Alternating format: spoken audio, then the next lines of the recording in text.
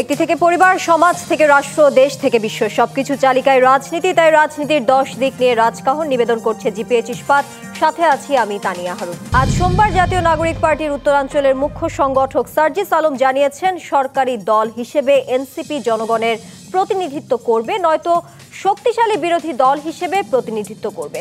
বাংলাদেশ যদি 3টি গুরুত্বপূর্ণ রাজনৈতিক দল থাকে এবং প্রথম ও দ্বিতীয় দলের ভোট কাছাকাছি হয়, তাহলে তৃতীয় দলই নির্ধারণ করে কে সরকার গঠন করবে। এনসিপি সেই তৃতীয় শক্তি হিসেবে আগামী জাতীয় সংসদে নির্ধারকের জায়গায় থাকবে বলে তিনি মনে করেন। এদিকে বিএনপির ভারপ্রাপ্ত চেয়ারম্যান তারেক রহমান মনে করেন, তারা একক দল হিসেবে সরকার গঠনের অবস্থানে রয়েছেন, তবে তারা অন্য দলকে নিয়ে সরকার গঠনে প্রস্তুত বলেও জানিয়েছেন তিনি। এসব দলের মধ্যে অভ্যুত্থানের সামনের কাতারে থাকা ছাত্রদের নেতৃত্বে গড়ে ওঠা নতুন দলও রয়েছে বলে গত 6 অক্টোবর যুক্তরাজ্য ভিত্তিক সংবাদ মাধ্যম ফাইন্যান্সিয়াল টাইমসকে জানিয়েছেন তারেক রহমান। তার এই বক্তব্যের পর বিএনপির সঙ্গে এনসিপির নির্বাচনী সমঝোতার বিষয়টি জোরালোভাবে সামনে এসেছে। এই ব্যাপারে আলোচনা এগুলো এখন পর্যন্ত চূড়ান্ত কোনো সমঝোতা হয়নি বলে জানিয়েছেন উভয় দলের নেতারা। অন্যদিকে ভোটের মাঠে গণ অভ্যুত্থানের আবেগ পক্ষে রাখতে এনসিপির সঙ্গে জোট না হলেও অন্তত নির্বাচনী সমঝোতা করতে জামায়াতে ইসলামী আগ্রহী বলে জানা গেছে। তবে এমন টানাটানির মধ্যে এনসিপি নেতারা চাচ্ছেন বিএনপি ও জামায়াতের রাজনৈতিক বলয়ের বাইরে গিয়ে মধ্যপন্থী রাজনৈতিক অবস্থান প্রতিষ্ঠা করতে তরুণ প্রজন্মের রাজনৈতিক দলগুলোকে নিয়ে একটি জোট গড়ে তুলতে। ত্রয়োদশ নির্বাচনকে সামনে রেখে কোন পথে এগোচ্ছে জোট রাজনীতি? এছাড়া আগামী সংসদে কারা যাবে তা কি তৃতীয় দলের উপরই নির্ভর করতে যাচ্ছে? এসব নিয়ে আলোচনায় আজ রাজকাহন স্টুডিওতে আছেন বিএনপির সহ আন্তর্জাতিক বিষয়ক সম্পাদক ও সাবেক সংসদ সদস্য ব্যারিস্টার রুমিন ফারহানা, আছেন এনডিএম এর চেয়ারম্যান ববি হাজ্জাজ এবং আছেন জাতীয় নাগরিক পার্টির যুগ্ম সদস্য সচিব আলাউদ্দিন মোহাম্মদ। আপনাদের তিনজনকেই আজকের রাজকাহনে স্বাগত জানাচ্ছি। শুরুটা করতে চাই আলাউদ্দিন মোহাম্মদ আপনাকে দিয়ে। যেমনটা আমরা বলছিলাম, গণ অভ্যুত্থানের আবেগ পক্ষে রাখতে এনসিপির সঙ্গে জোট না হলেও অন্তত নির্বাচনী সমঝোতা করতে আগ্রহী জামায়াতে ইসলামী, এবং তারা জানিয়েছেন, তাদের সূত্র থেকে জানানো হয়েছে, উপদেষ্টারাই এনসিপির সঙ্গে নির্বাচনী জোট বা সমঝোতার মূল বাধা। তাদের কারণে এনসিপির সঙ্গে একাধিক বৈঠকের পরও দলটি জুলাই সনদের পূর্ণাঙ্গ বাস্তবায়নের দাবিতে জামায়াতের যুগপৎ আন্দোলনে আসেননি। তারা এই জোট নিয়ে মূল বাধা হিসেবে উপদেষ্টাদেরকে বলছেন। আসলে সমঝোতার মূল বাধা কোথায়? ধন্যবাদ আমার দুই বিজ্ঞ সহ আলোচক এবং যারা দেখছেন সবাইকে শুভেচ্ছা। এনসিপি এমন একটি সময়ে বাংলাদেশের রাজনীতিতে এসেছে, এই সময়টি আসলে কখনোই কোনো নতুন রাজনৈতিক দলের বিকাশের উত্তম সময় নয়। এই সময়টা হলো মূলত বাংলাদেশ ফেসিবাদ থেকে গণতন্ত্র উত্তরণের এক যাত্রায় আছে, এবং এই যাত্রায় বাংলাদেশের বিভিন্ন পক্ষ, বিভিন্ন প্রতিষ্ঠান যে ভাঙন গড়নের মধ্যে দিয়ে যাচ্ছে, এবং স্বাভাবিকভাবেও সমাজের যে রাজনৈতিক গোষ্ঠীগুলো আছে কিংবা সামাজিক প্রতিষ্ঠানগুলো আছে, তারাও কিন্তু আপনার পূর্ববর্তী যে ফেসিবাদের কবলে ছিলেন সেখান থেকে বের হয়ে এসে তাদের মতো করে সমাজে আবার নতুনভাবে গণতান্ত্রিক আদর্শে প্রতিষ্ঠিত হওয়ার চেষ্টা করছেন। তো সেই প্রেক্ষিতে এনসিপি এখন সামনের যে নির্বাচন আসছে, এই নির্বাচনটি এনসিপি একটি রাজনৈতিক দল হিসেবে অবশ্যই অংশগ্রহণ করবে, এবং আমরা অধীর আগ্রহ অপেক্ষা করছি যত দ্রুত বাংলাদেশের নির্বাচন হয়। নির্বাচনের মাধ্যমে আশা করছি আমরা বাংলাদেশের বহুল কাঙ্ক্ষিত গণতন্ত্র একটি যাত্রা শুভ সূচনা করতে পারবে। তবে এইটা খুব গুরুত্বপূর্ণ যে এনসিপির মতো একটি দল, এটি কি বর্তমানে যে বিদ্যমান দুটি রাজনৈতিক বলয় আছে তাদের সাথেই যাবে, নাকি তারা তাদের মতো হাঁটবে? তো আমাদের কাছে যেটা আপনি এতক্ষণ ব্যাখ্যা করলেন যে জামাতে ইসলাম কিংবা বিএনপির সাথেও আমাদের বিভিন্ন সময় এ বিষয়ে কথাবার্তা হয়েছে, বৈঠক হয়েছে, বাট এখন পর্যন্ত আমরা কোনো সিদ্ধান্ত গ্রহণ করিনি। আমরা মূলত এই যে চাওয়াটা, ইভেন আজকে মির্জা ফখরুল ইসলাম আলমগীর সাহেব উনি ঢাকা বিশ্ববিদ্যালয়ে একটি প্রোগ্রামে গিয়ে খুবই স্পষ্টতই বলেছেন যে আসলে এই যে তরুণ প্রজন্মের সাথে আমাদের যে অতীত রাজনীতিবিদদের চিন্তা চেতনার আকাশ পাতাল তফাত। তো এটা কিন্তু বাস্তবতা যে আসলে আমরা যারা তরুণ প্রজন্ম আছি, যারা বিশেষ করে এই ফেসিবাদের সময় যাদের জন্ম এবং ফেসিবাদের সময় যাদের বেড়ে ওঠা, তাদের সাথে পূর্ববর্তী যে রাজনীতিবিদরা ছিলেন, আছেন এখনও, তাদের চিন্তা চেতনার মধ্যে অনেক ফারাক রয়েছে। তারা আমাদেরকে বুঝতে চান, বোঝার চেষ্টা করেন বটে, কিন্তু তাদের যে অভ্যাস বশত তাদের যে অতীত রাজনৈতিক সংস্কৃতি, এই রাজনৈতিক সংস্কৃতি তরুণদের সাথে একাত্ম হওয়ার পথে একটি বড় বাধা। দ্বিতীয়ত হলো আরও কিছু ব্যাপার আছে এখানে। আমরা দেখেছি যে আওয়ামী লীগের নেতৃত্বের যে ফেসিবাদ, এই ফেসিবাদকে তাড়াতে বাংলাদেশের সবগুলো রাজনৈতিক বর্গ আপনার আদর্শ কিংবা তাদের নিজস্ব যে আপনার ইডিওলজি আছে, মত পথ সব কিছু উপেক্ষা করে একত্রিত হয়েছিল। তা আমরা ধরে নিয়েছি এবং আমরা প্রত্যাশা করি বাংলাদেশে আদর্শ ভিত্তিক রাজনীতি অথবা বিভাজনের যে রাজনীতি অথবা আপনার জাতীয়তাবাদের নামে যে আপনার বাংলাদেশি জাতীয়তাবাদ, বাঙালি জাতীয়তাবাদ এবং ধরুন এখানে আরও অনেকগুলো ব্যাপার এর মধ্যে যুক্ত আছে, এর মধ্যে যে বিভাজন হচ্ছিল গণঅভ্যুত্থানের পরের বাংলাদেশে বিভাজনের রাজনীতির অবসান ঘটবে। তো সেক্ষেত্রে যারা ধর্মভিত্তিক রাজনীতিও করছেন তাদের সাথেও সঙ্গত কারণেই আমরা আসলে কোনো ধরনের রাজনীতিতে অন্তত যেতে চাই না এই মুহূর্তে। আমরা চাই যে আমাদের মতোই যারা স্ট্রাগল করছে আপনার সংগঠন বিস্তারের জন্য, জনগণের ব্যাপক প্রত্যাশা আছে, সমর্থন আছে, কিন্তু আমরা জনগণের কাছে যেতে পারছি না আমাদের সীমাবদ্ধতার কারণে। আমরা তাদেরকে নিয়ে একটা আসলে জোট করতে, যে জোটটা আসলে নতুন প্রজন্মের আকাঙ্ক্ষার কথা বলবে, নতুন রাজনীতির কথা বলবে এবং আমাদের বহুল প্রতিশ্রুত যে 3 অগাস্টে আমাদের নাহিদ ইসলাম যে ঘোষণাটা দিয়েছিলেন যে ফেসিবাদী ব্যবস্থার বিলোপ এবং নয়া রাজনৈতিক বন্দোবস্ত প্রতিষ্ঠা, সেই যে নয়া বন্দোবস্ত প্রতিষ্ঠা ফেসিবাদের জমানায় প্রতিশ্রুত, সেই বন্দোবস্তের জন্য আমরা কাজ করতে চাই। মোহাম্মদ, আরেকটি বিষয় একটু জানতে চাই, যা আপনাদের এনসিপি নেতা সার্জিস আলম যেমনটা জানিয়েছেন যে গুরুত্বপূর্ণ রাজনৈতিক দল থাকে, যদি 3টি গুরুত্বপূর্ণ রাজনৈতিক দল থাকে, প্রথম ও দ্বিতীয় দলের ভোট কাছাকাছি হলে তাহলে তৃতীয় দলই নির্ধারণ করে কে সরকার গঠন করবে। তাহলে কি আমি যে প্রশ্নটা শেষে রেখেছিলাম, আগামী সংসদে কারা যাবে তা কি আসলে তৃতীয় দলের উপরেই নির্ভর করতে যাচ্ছে? তার এই মন্তব্য ঘিরে আপনার মতামত? আমার যেটা মনে হচ্ছে যে বিদ্যমান বাস্তবতায় সংখ্যাতাত্ত্বিক বিচারে না গিয়েও বলা যাবে যে আগামী রাজনীতিতে এনসিপি অথবা এনসিপির সমগোত্রীয় যে আপনার প্ল্যাটফর্মগুলো আছে গণঅভ্যুত্থান থেকে আপনার উঠে আসা, এই প্ল্যাটফর্মগুলো একটা বড় ভূমিকা রাখবে এবং এই প্ল্যাটফর্মগুলো যদি কোনো রাজনৈতিক দলের সাথে সত্যিকার অর্থেই আপনার সমঝোতা কিংবা জোটের রাজনীতি করে তাহলে বাংলাদেশের ভবিষ্যৎ গণতন্ত্রের পথ অনেকটা সুগম হয়ে যাবে। তো সেই প্রেক্ষিতে আমি এটাকে সার্জিস আলমের বক্তব্যটাকে আমি সংখ্যাতাত্ত্বিক বিচারে না যে এত ফুট নিয়ে তাদের সাথে যাবে, বাট আমরা যদি যে আরবান যে পলিটিক্যাল অ্যাটমসফিয়ার আছে এবং গ্লোবাল যে পলিটিক্যাল অ্যাটমসফিয়ার আছে এটার মধ্যে একটা বড় বার্তা দিবে। জি, বার্তা। আচ্ছা, এই প্রসঙ্গে আরেকবার আসবো আপনার কাছে। ববি হাজ্জাজ, আপনার কাছে একটু যেতে চাই। বিএনপির বরাত দিয়ে গণমাধ্যমের তথ্য বলছে বিএনপি শরিক ও তাদের সমমনা প্রায় 34টি দল এবার 200 আসন চেয়ে তালিকা দিয়েছে। এর বিপরীতে বিএনপি আসলে কতটি আসন ছেড়ে দিবে তা এখনো চূড়ান্ত না করলেও এই চাওয়াকে অনেকে অযৌক্তিক হিসেবে দেখছেন। এর মধ্যে আপনারা 10 আসন চেয়েছেন বলে গণমাধ্যমের খবর তেমনটাই বলছে। আসলে আপনারা আসন চেয়ে তালিকা জমা দিয়েছেন কিনা সেই বিষয়টি জানতে চাই, আর দিলে কতটি আসন চেয়েছেন, আর যদি 10 আসন চেয়ে থাকেন তাহলে সেই 10 আসনে যোগ্য প্রার্থী দিয়ে লড়াই করে জিতে আসার সম্ভাবনা কতটুকু? ফার্স্ট অ্যান্ড ফরমোস্ট আপনাকে অসংখ্য ধন্যবাদ। একই সাথে আপনাকে, আমার সহ-আলোচক সহ ডিবিসির সকল দর্শককে আমার সালাম এবং শুভেচ্ছা। প্রথমত, অনেক আগে থেকে নির্ণয় করা ছিল যে আগামী নির্বাচনে আমরা যুগপৎ আন্দোলনে যারা একত্রিত ছিলাম সবাই মিলে জোটবদ্ধভাবে নির্বাচনে যাব। সো সেই আলোচনার আঙ্গিকেই যখন মাননীয় প্রধান উপদেষ্টা কয়েক মাস আগে জানালেন লন্ডনে জনাব বিএনপির ভারপ্রাপ্ত চেয়ারপারসন জনাব তারেক রহমানের সাথে একটা আলোচনার পরে, এর আগে বাকি সব দলের সাথে আলোচনা করেছিলেন, ফাইনাল ওনার সাথে আলোচনার পরে যখন জানালেন যে 2026 সালের ফেব্রুয়ারি মাসে নির্বাচন অনুষ্ঠিত হতে পারে বা হতে যাচ্ছে, তখন থেকে আমাদের জোট প্রক্রিয়ার মধ্যে থেকে আমরা নির্বাচনী আলোচনাটা শুরু করলাম।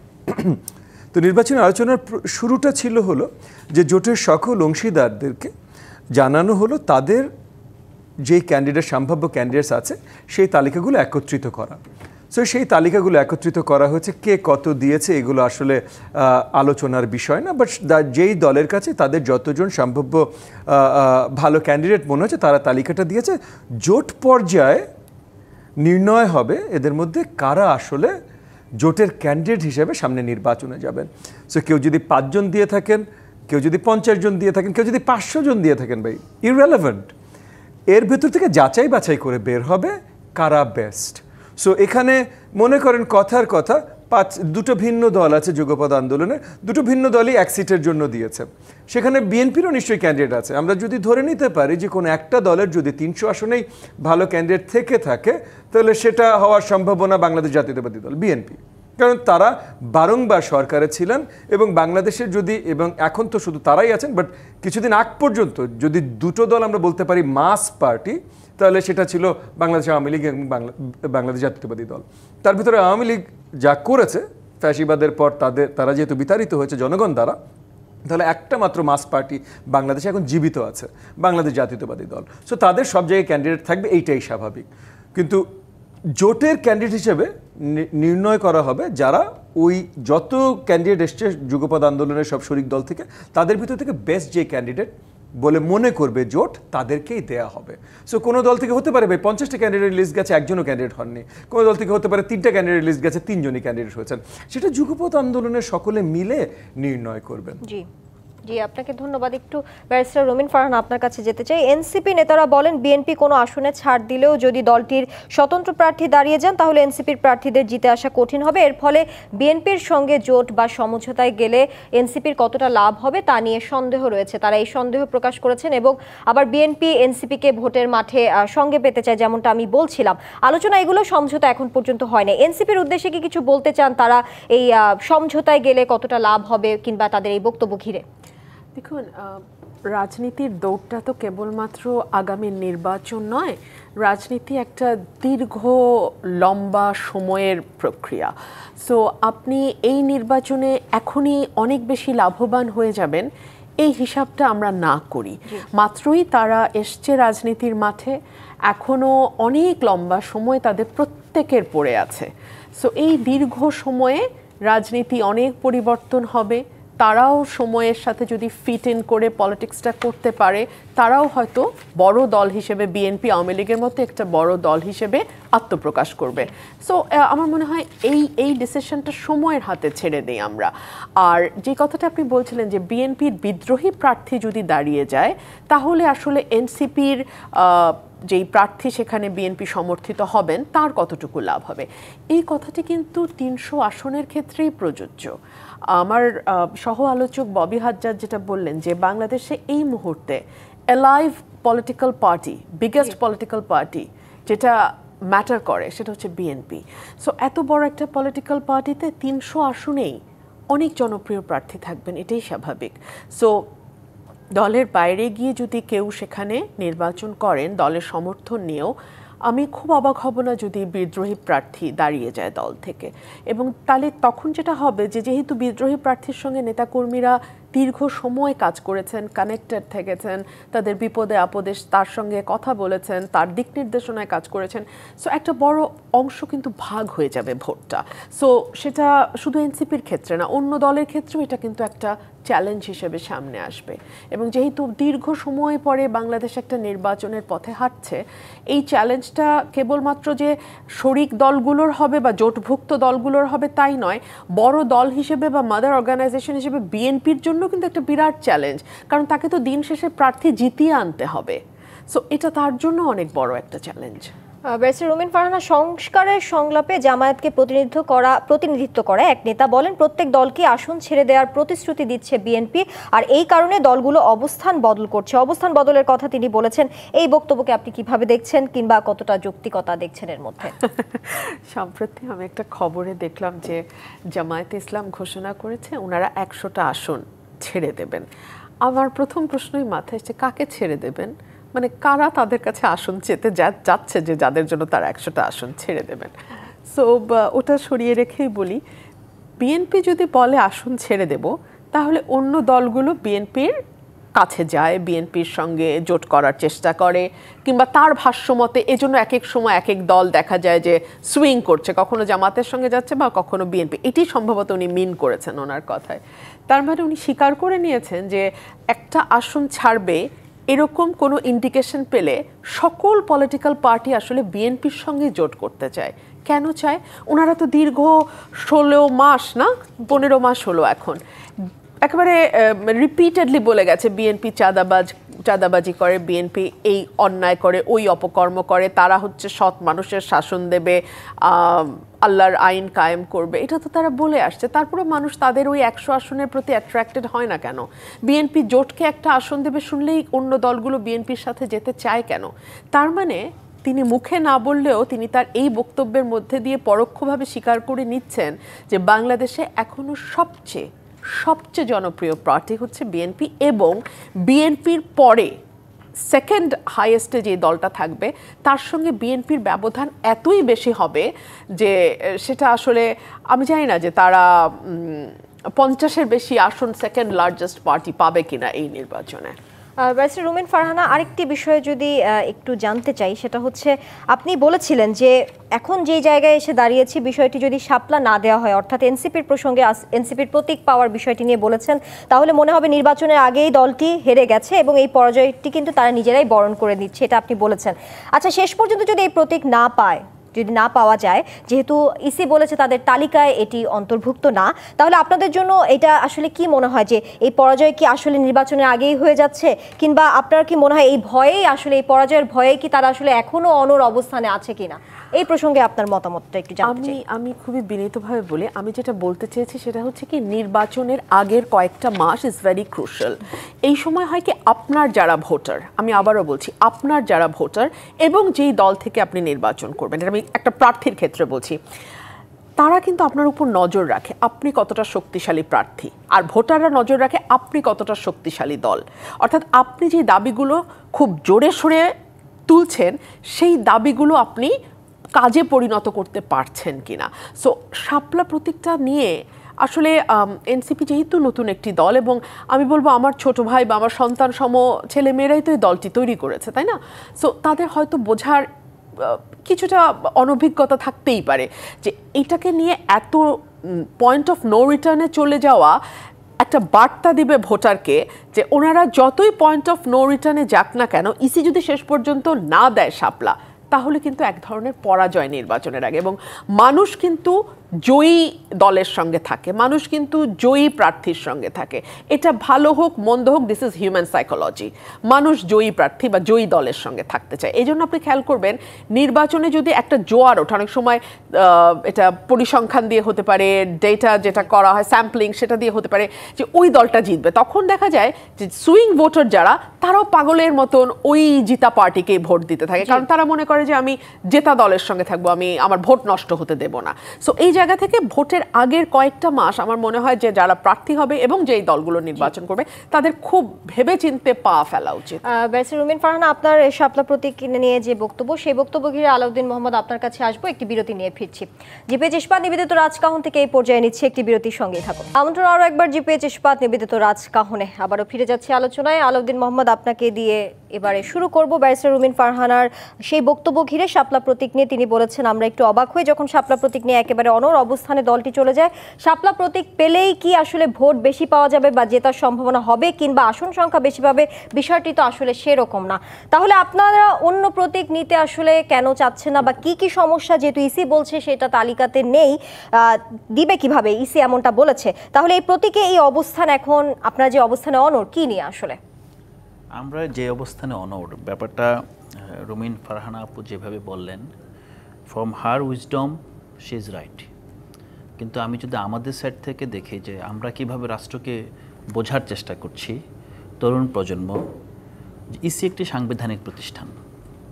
ইসিতে আপনার ইসির কর্মকর্তাদের সাথে কথা বলে যে প্রতীক আমরা আমাদের প্রায়োরিটিতে দিয়েছি, সেই একই ইসি কোনো ধরনের আইনি ব্যাখ্যা ছাড়া, কোনো গ্রাউন্ড ছাড়া এক এক সময় এক এক ধরনের কথা বলে এই জিনিসটাকে আপনার মানে বাদানুবাদে পরিণত করেছে।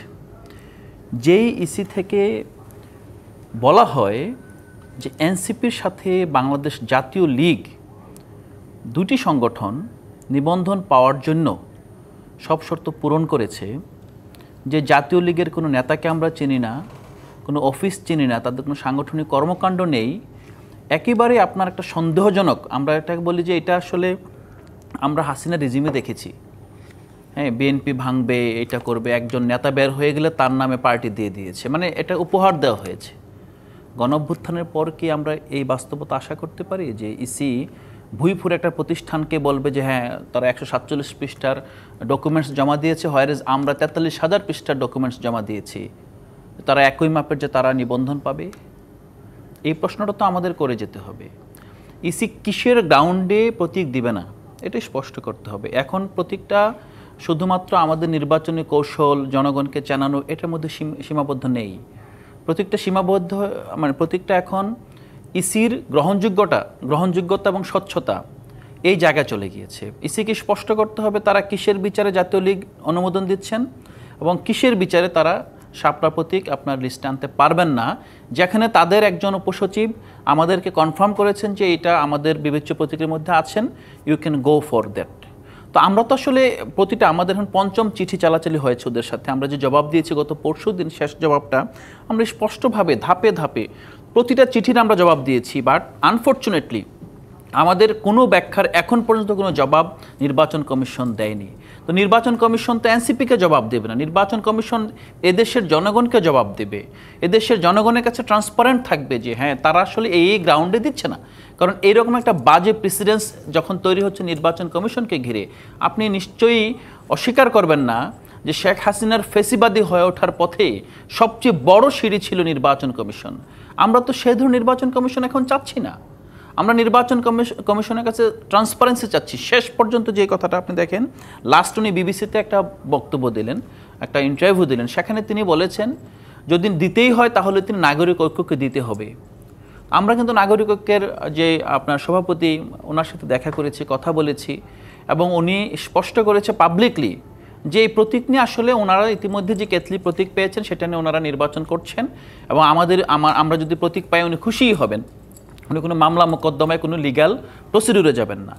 তো এই অবস্থায় আমার মনে হয় যে আমি আহ্বান জানাবো রুমিন ফারহানার মতো প্রথিতযশা ব্যারিস্টার আইনজীবীরাও যাতে আমি আসলে জানতে চাচ্ছি আইনি গ্রাউন্ডটা নিয়ে কথা বলেন যে আসলে শাপলা প্রতীক নিয়ে অনর অবস্থানটা আসলে কেন, মানে এই বিষয়টি এই প্রতীক নিয়ে আসলে কেন অনর অবস্থান, যেখানে ইসি বলে দিয়েছে যে তাদের তালিকাতে আসলে ইসি তো আইনি কাঠামোর মধ্যে চলে। ইসি বলে দিয়েছে কি ইসি কি জমিদার যে আমরা তাদের কাছে কি ভিক্ষা চাইতে গিয়েছি? রাষ্ট্রের মালিক আমরা, রাষ্ট্রের এই জনগণের এটা ন্যায্য। এটা কিন্তু স্থানীয় সরকার নির্বাচন না, এটা সংসদ নির্বাচন। এটাকে ইসিকে মাথায় রাখতে হবে যে এনি টাইম এনি মোমেন্ট যে তরুণদেরকে আজকে আপনি করছেন তারা ক্ষমতায় আসতে পারে, রাষ্ট্র পরিচালনা আসতে পারে। আপনাকে তো আইনি বিধানের মধ্য থেকে আপনার প্রতিষ্ঠান পরিচালনা করতে হবে। আপনি ধরেন এক এক সময় এক একটা অজুহাত দিবেন, আমরা জবাব চাই যে 5টা চিঠি যে আমরা দিয়েছি এই চিঠিগুলো তো জবাব দিবে। ইসি তো কোনো জবাব দিচ্ছে না, ইসি জবাব দিচ্ছে মিডিয়ার কাছে, ইসি জবাব দিচ্ছে যখন জার্নালিস্ট প্রশ্ন করছে তাদের কাছে। কেন আমরা কি জবাব পেতে পারি না তাদের কাছ থেকে? তো আমাদের এই লড়াইটা এখন শুধুমাত্র আমাদের জন্য না, এই লড়াইটা ববি হাজ্জাজ ভাইয়ের জন্য, রুমিন ফারহানার জন্য, এবং যারা বাংলাদেশের গণতান্ত্রিক সংস্কৃতিকে লালন করে এবং প্রতিষ্ঠানগুলো প্রতিষ্ঠানের মতো প্রাতিষ্ঠানিক মূল্যবোধ দিয়ে চলতে চায়, সেই প্রত্যাশা লালন করে তাদের সবার জন্য লড়াইটা। জি, ববি হাজ্জাজ আপনার কাছে একটু আসতে চাই। বাংলাদেশ জাতীয় দলের চেয়ারম্যান অ্যাডভোকেট সৈয়দ এহসানুল হুদা বলেছেন, মিত্র দলগুলোর চাহিদা দেখে আমি স্তম্ভিত, জোট করি বলেই আসন দিতে হবে এই দাবির সাথে আমি একমত নই। যোগ্য বা যাদের নির্বাচনী বৈতরণী পার হওয়ার সম্ভাবনা আছে তাদেরই বিএনপির কাছে আসন দাবি করা উচিত। উনি এই প্রসঙ্গে নিয়ে বলেছে জোট করলেই আসন চাইতে হবে, এর সপক্ষে আপনার ব্যাখ্যাটা জানতে চাই। ফার্স্টে আমি ছোট্ট একটু এডিশন দিয়ে নেই। শাপলা প্রতীক নিয়ে যেহেতু কথা হচ্ছিল, আলাউদ্দিন খুব সুন্দর করে কথা বলেছেন, কথাগুলো অনেকভাবেই ভালো কথা বলেছেন উনি সকলের ইসের জন্য।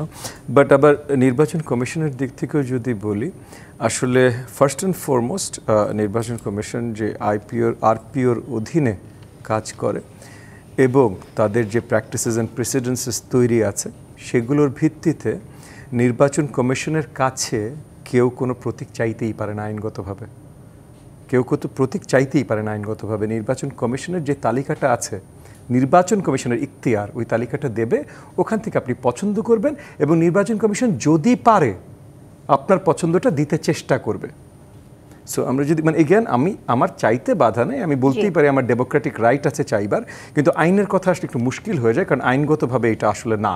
আইনগতভাবে চাওয়াটাই আইনের বিরুদ্ধে যাওয়া, এটা চাওয়াটাই। সো এটা নিয়ে এত আওয়াজটা আমার মনে হয় একটু ওনাদের চাইতেই পারেন, যে কোনো কিছু চাইতে পারে, আইনের বাইরে যেও চাইতে পারেন, এবং ওনারা যদি সরকারে আসে তাহলে নিশ্চয়ই ওনারা এই আইনটা বদলাতে পারেন, তখন আরও ভালো হতে পারে। যে কোনো কেউ তার যেটা থালা বাটি যা ইচ্ছা সে সেটা নিতে পারেন। বাট আপাতত আইনের ব্যাখ্যায় আসলাম আর কি, যে আইনের এটা। আর আপনি আমাকে যে জিনিসটা জিজ্ঞেস করলেন, আমি জানি না কি নাম বললেন। আমি বলেছি জাতীয় দলের, বাংলাদেশ জাতীয় দলের চেয়ারম্যান অ্যাডভোকেট সৈয়দ এহসানুল হুদা বলেছেন। আচ্ছা, এহসানুল হুদা সাহেব না, এহসানুল হুদা সাহেবের কথা বলতেই পারেন।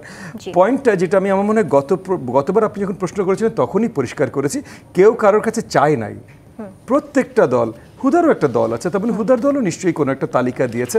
সে তালিকা যদি একটা নামও হয়ে থাকে এহসানুল হুদা, তাহলে নিশ্চয়ই সেটা অ্যাটলিস্ট দিয়েছে, যদি একটা নামও হয়ে থাকে।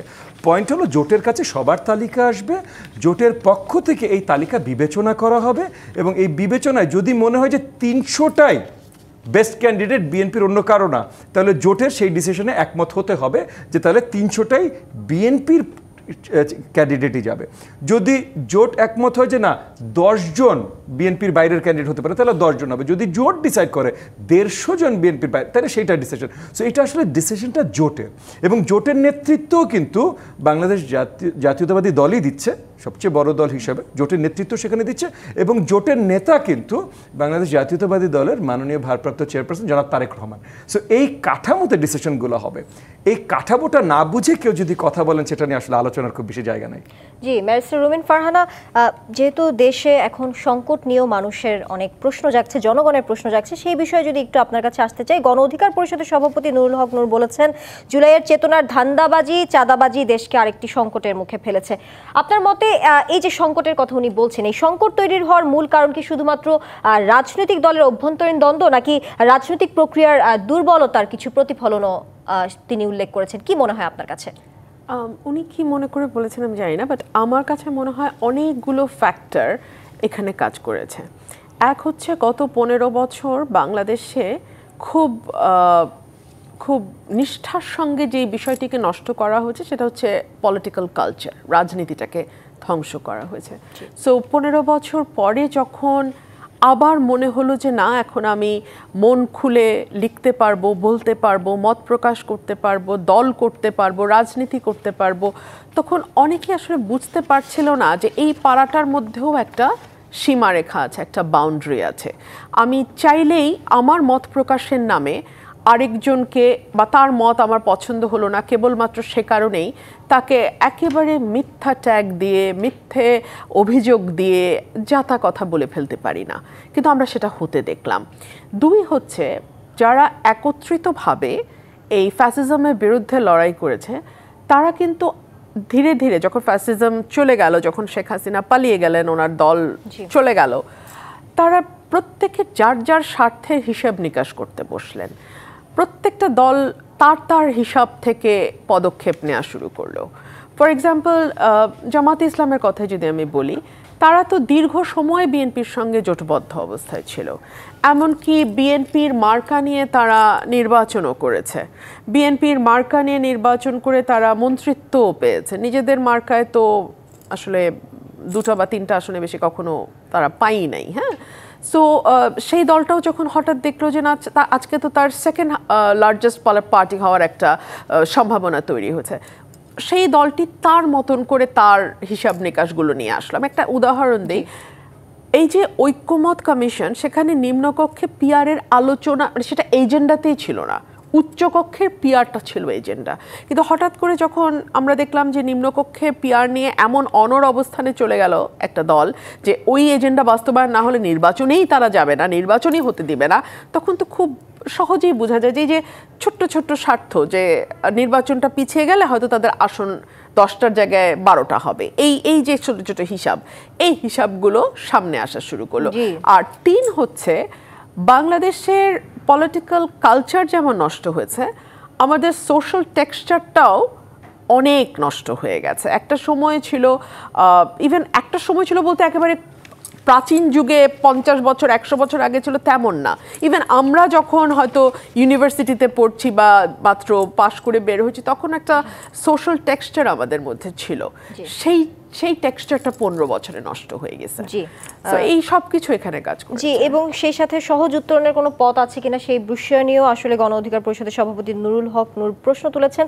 আমি আপনার কাছে জানতে চাই, সাধারণ মানুষ আসলে কিভাবে এই ধান্দাবাজি কিংবা রাজনৈতিক বিভাজনকে সামলাতে পারে, বা নাগরিকদের কি কোনো অংশগ্রহণের সচেতনতা বৃদ্ধি করা দরকার কিনা, সেই প্রসঙ্গে আসবো। একটি বিরতি নিয়ে ফিরছি।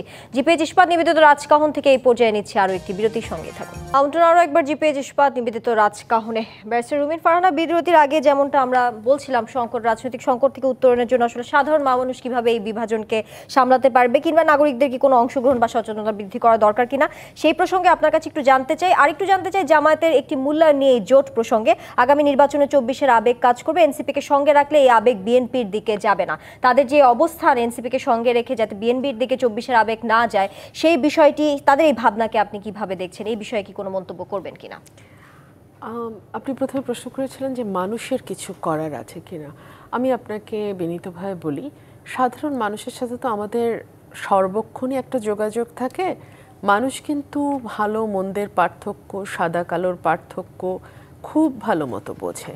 আমরা প্রত্যেকে যেহেতু একটা বাবলে বাস করি এবং নিজের চিন্তা ভাবনাগুলো দিয়েই পরিচালিত হই, এবং সামাজিক যোগাযোগ মাধ্যম সহ অন্যান্য যেই মানে ইন্টারনেট সার্ভিসগুলো আছে সেগুলো আমাদেরকে সাহায্য করে সেই বাবলে থাকতে, সে কারণে আমরা মনে করি যে ওটাই বুঝি জগৎ, বাট সেটা নয়। হ্যাঁ, রাজনীতিতে অনেক স্খলন পচন হয়েছে, এটা মানে বলবার কিছু নাই, অফকোর্স হয়েছে, বাট সাধারণ মানুষ কিন্তু ভালো এবং মন্দের পার্থক্য খুব ভালোভাবে বোঝে। আর বাংলাদেশ শুধু না, পুরো বিশ্ব কিন্তু এখন একটা নতুন ভয়াবহতার মুখোমুখি হচ্ছে, এআই প্রযুক্তি।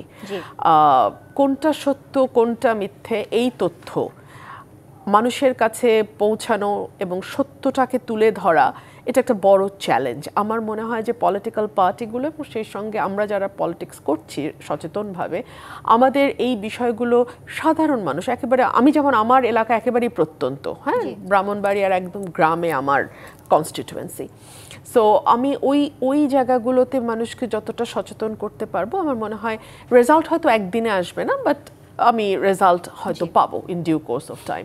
আর সেকেন্ড প্রশ্নটা কি ছিল যে জামাত বলছে এনসিপিকে সঙ্গে রাখলে 24-এর আবেগ তারা বিএনপির দিকে যাবে না আর কি, যাবে না। মানে দেখুন, এখানেও আবেগ নিয়ে রাজনীতি না, আমার মনে হয় যে আবেগ নিয়ে রাজনীতি তারা করতেই পারে, কে কি নিয়ে রাজনীতি করবে এটা তার সিদ্ধান্ত, কিন্তু সেটা যখন বলে ফেলে জনসমক্ষে তখন সেটা কতটুকু বুদ্ধিমত্তার পরিচয় দেয় সেই প্রশ্ন তো থাকেই। আর জামাতকে আমরা দেখেছি তারা যা বলে তা করে না, যা করে তা বলে না, যা বিশ্বাস করে তা কখনোই করে না, যা করে তা কখনোই বিশ্বাস করে না।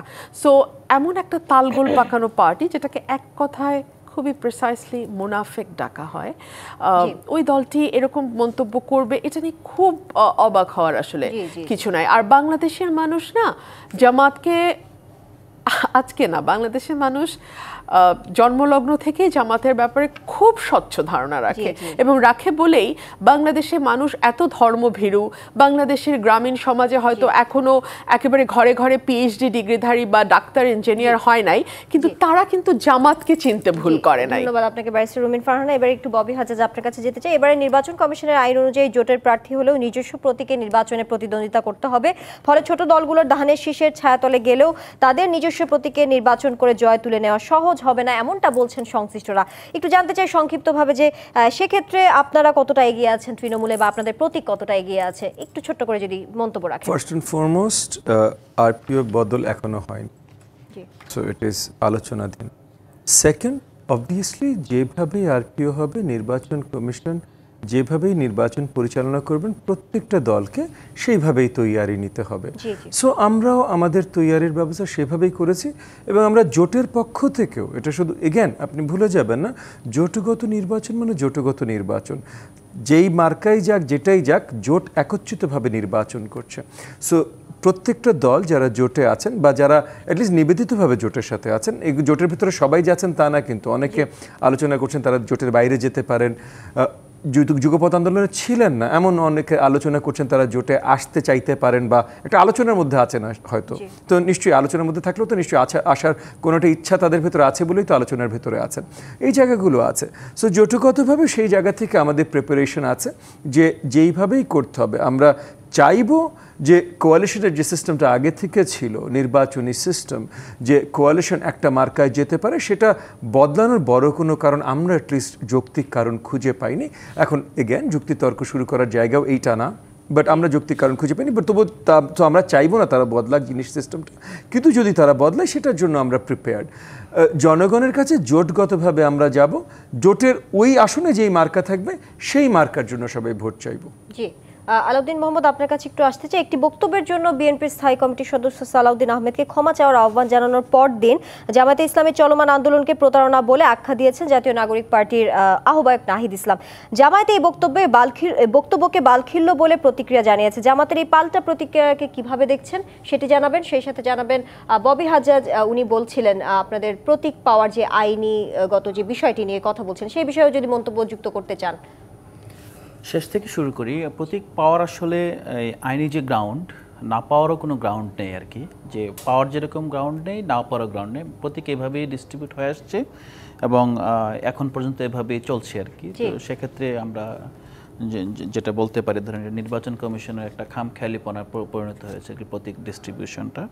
তো দ্বিতীয়ত হলো যে বিষয়টা বললেন যে জামাত ইসলামী প্রসঙ্গে জনাব নাহিদ ইসলামের যেই বক্তব্য, তো নাহিদ ইসলাম রিফর্মের ইস্যুতে জামাতের অবস্থানের ইনকনসিস্টেন্সি এটাই তিনি ব্যাখ্যা করেছেন এবং তিনি এটা খুব সুস্পষ্টভাবে তুলে ধরতে সক্ষম হয়েছেন যে আপনার প্রাথমিকভাবে ঐকমত্য কমিশনের কোনো আলোচনায় নিম্নকক্ষের আপনার পিয়ার পদ্ধতি অথবা নিম্নকক্ষের ভোটের কোনো প্যাটার্ন চেঞ্জ হবে কিনা সেটা নিয়ে আলোচনা না থাকলেও শেষ মুহূর্তে উচ্চকক্ষে পিয়ারের ব্যাপারে যখন মোটামুটি সবাই একমত হয়ে গিয়েছিল, তারপর জামাত ইসলাম নিম্নকক্ষের পিয়ারের জন্য রাস্তাঘাট বন্ধ করে আরও কিছু ইসলামী দলকে সাথে নিয়ে যেই চাপ প্রয়োগ করেছে তার মানে এর মধ্য দিয়ে কিন্তু উচ্চকক্ষে যে পিয়ারের লেজিটিমেট যে গ্রাউন্ডটা এটা কিন্তু একরকম হারিয়ে গিয়েছে আর কি।